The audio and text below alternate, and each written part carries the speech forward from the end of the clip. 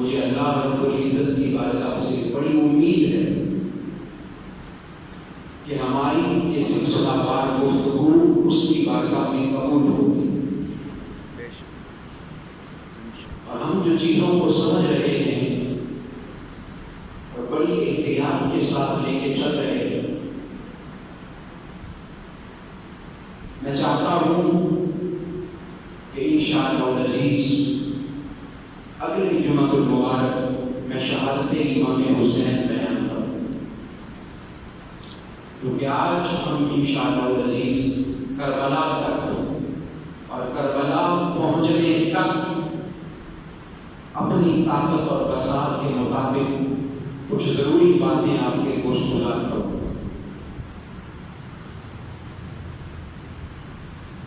اللہ رب العزت نے قرآن مجید فرقان حمید کی یہ جو آیت مبارکہ اکثر لوگ تلاوت کرتے ہیں، اور اس سے ہم شہادت امام حسین بیان کرتے ہیں، ایک جو بنیادی نقطہ میں سفر سے پہلے بیان کرنا چاہتا ہوں، اور چاہتا ہوں کہ بڑی توجہ کے ساتھ آپ لوگ سماعت فرمائیں، وہ یہ ہے کہ اللہ رب العزت نے اس آیت مبارکہ میں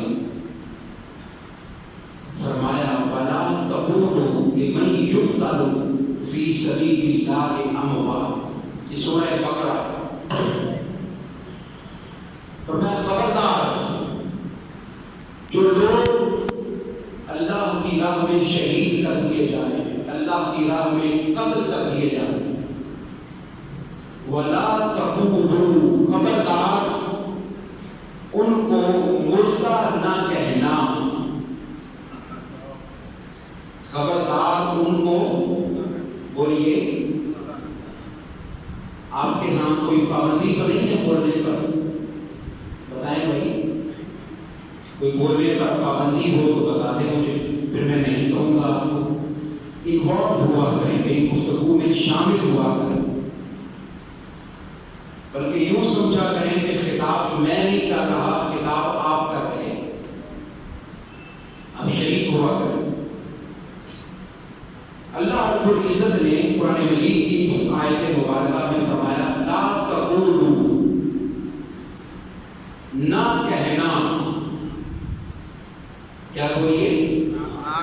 نہ کہنا، لا تقولوا لمن یقتل، اس شخص کو نہ کہنا، مردہ نہ کہنا جو کہ قتل کر دیا جائے، جو کہ کیا کر دیا جائے؟ قتل کر دیا جائے۔ بڑی توجہ سے بات کو سماعت کیجیے گا، یہ نہیں فرمایا وہ خود قتل ہو جائے، یہ نہیں فرمایا، یہاں پر مجہول کا صیغہ ہے، پیسو وائز ہے، ایک ہوتا ہے ایکٹیو وائز اور ایک ہوتا ہے پیسو وائز، ایک ہوتا ہے معروف اور ایک ہوتا ہے مجہول عربی زبان میں۔ مثال کے طور پر مثال دیتا ہوں آپ کو، بات کی سمجھ آ جائے گی۔ کوئی کہے گی کہ میں بازار جاتا ہوں، میں بازار میں جاتا ہوں، اس کا مطلب یہ ہے کہ وہ خود جاتا ہے، اپنے پاؤں پر چل کر جاتا ہے، اپنے قدموں پر چل کے جاتا ہے، ایک یہ ہے جملہ، اور ایک جملہ یہ ہے کہ مجھے بازار لے جایا جاتا ہے، بولیے مجھے بازار لے جایا جاتا ہے، دونوں میں فرق ہے۔ پہلے میں یہ ہے کہ میں خود چل کے جاتا ہوں بازار، میں خود چل کے جاتا ہوں مارکیٹ، یہ پہلا جملہ ہے، اور دوسرا یہ ہے کہ گاڑی آتی ہے، مجھے اپنے اوپر سوار کرواتی ہے اور سوار کروا کے لے جانے والا مجھے لے جاتا ہے۔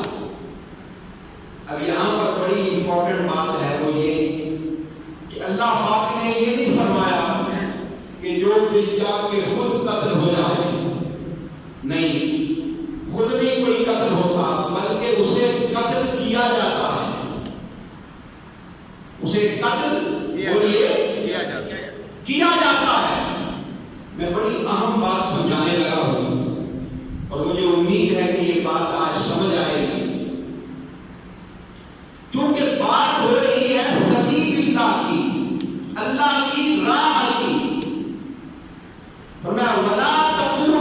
لمن یقتل فی سبیل اللہ اموات، مطلب یہ ہے کہ ہر راستہ سبیل اللہ نہیں ہوا کرتا، کچھ راستہ ایسا خاص ہوتا ہے کہ جس راستے پر دشمن موجود ہے، کچھ راستہ بولیے ایسا ہوتا ہے، کچھ راستہ خاص ہوتا ہے کہ جس پر اللہ کا دشمن، اس کے رسول کا دشمن وہ ہر وقت موجود ہے، اور آپ اس راستے سے گزریں گے تو آپ کو قتل کر دیا جائے گا۔ اگر ابھی بھی بات سمجھ نہیں آئی میں پھر سمجھاتا ہوں، پھر سمجھیے گا۔ یہ جو آپ مسجد سے چل کے آتے ہیں، گھر سے چل کے آتے ہیں اللہ کے گھر میں، مسجد میں،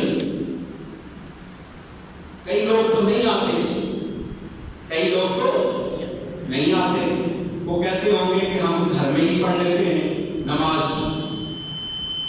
کئی لوگ آ جاتے ہیں، کئی لوگ جب مسجد میں آنے کا ارادہ کرتے ہیں، گھر سے نکلتے ہیں مسجد میں آنے کا ارادہ کرتے ہیں، سوچتے ہیں تو فوراً بہت سارے خیالات ذہن میں آ جاتے ہوں گے، بہت ساری باتیں ذہن میں آ جاتی ہوں گی، بہت سارے کام ذہن میں آ جاتے ہوں گے۔ میں نے تو وہاں اس جگہ بھی جانا تھا، میں نے فلاں کام بھی کرنا تھا، مسجد میں جاؤں گا، دیر بھی ہو سکتی ہے، چلو آج نماز گھر میں پڑھ لو، چلو تھوڑی دیر سے پڑھ لینا، تاخیر کر لینا۔ یہ جو آپ کے دل میں مسجد میں آنے سے پہلے یہ جو خیالات آ رہے تھے، حقیقت یہ ہے کہ یہ خیالات آپ پیدا نہیں کر رہے تھے، کوئی اور پیدا کر رہا تھا، اور اس کا نام شیطان ہے۔ اس کا نام کیا ہے بولیے؟ شیطان۔ تو جب کبھی بندہ اللہ کی راہ میں نکلتا ہے، اچھا کئی لوگ ایسے ہیں جن کے لیے اب عادت بن گئی ہے مسجد میں آنا، کیا بن گئی ہے؟ عادت بن گئی ہے۔ وہ آرام سے، سہولت سے، کیونکہ شیطان کو پتا ہے کہ آپ اس بندے میں رکنا نہیں ہے،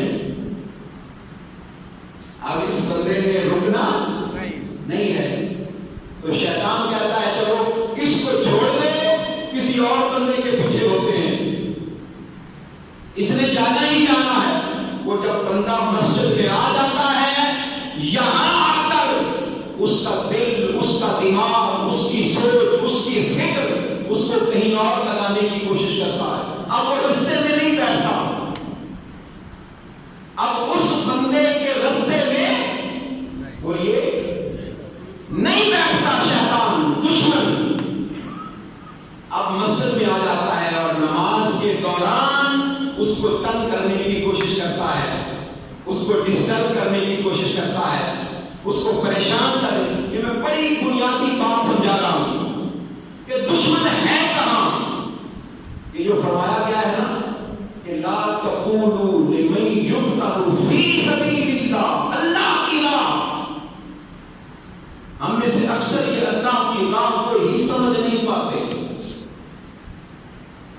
اللہ کی راہ کو ہی سمجھ بولیے نہیں پاتے۔ کئی لوگ سمجھتے ہیں کہ صرف مسجد میں آنا یہی اللہ کی راہ ہے، کئی لوگ سمجھتے ہیں نہیں مسجد میں آ گئے نماز پڑھنا یہی اللہ کی راہ ہے، کئی لوگ سمجھتے ہیں کہ سال میں، زندگی میں ایک بار حج کر لینا یہی اللہ کی راہ ہے۔ بھائی آپ کو اللہ پاک نے مال دے دیا، اللہ پاک نے دولت دے دی، آپ نے کسی حج والے سے رابطہ کیا، پیسے دے دیے، آپ چلے گئے، آپ کے لیے کیا مشکل ہے؟ کوئی مشکل نہیں، وہ بھی اللہ کی راہ۔ کئی لوگ صرف حج کو اللہ کی راہ سمجھ کر بیٹھ گئے، کئی لوگ مسجد میں آنے کو اللہ کی راہ سمجھ کر بیٹھ گئے، کئی لوگ نماز پڑھنے کو اللہ کی راہ سمجھ کر بیٹھ گئے۔ نہیں، جو وقت گزرتا جاتا ہے، تقاضے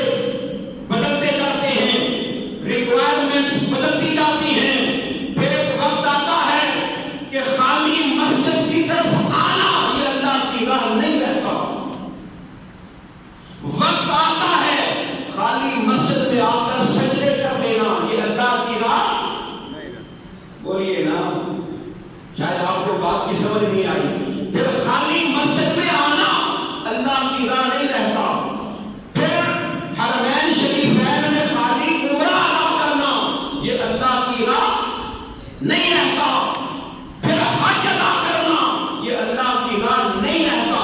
پھر تقاضے بدل جاتے ہیں، پھر ریکوائرمنٹس بدل جاتی ہیں. اگر آپ کو بات کی سمجھ آ گئی ہے تو اب سمجھاتا ہوں امام حسین.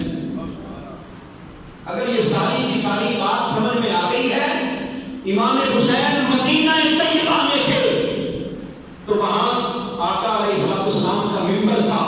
یہ اللہ کی راہ تھی، یہ اللہ کی راہ تھی. مدینے کی گلیاں اللہ کی راہ تھی. لوگ آتے تھے آپ سے مسائل پوچھتے تھے، یہ اللہ کی راہ تھی. لوگ آتے تھے آپ پر قربان ہوتے تھے، واری ہوتے تھے، یہ اللہ کی راہ تھی. دعوت و تبلیغ اللہ کی راہ تھی. آپ مدینہ طیبہ سے چلے 28 رجب کو، اور کیوں چلے وہ میں نے بتا دیا پچھلے جمعہ المبارک کہ آپ نے خود فرمایا کہ مثلی لا یبالیو مثلہ، میرے جیسا اس جیسے کی بیان نہیں کر سکتا. 28 رجب کو چلے، 3 شعبان کو مکہ المکرمہ پہنچ گئے امام حسین اپنے خانوادے کے ساتھ.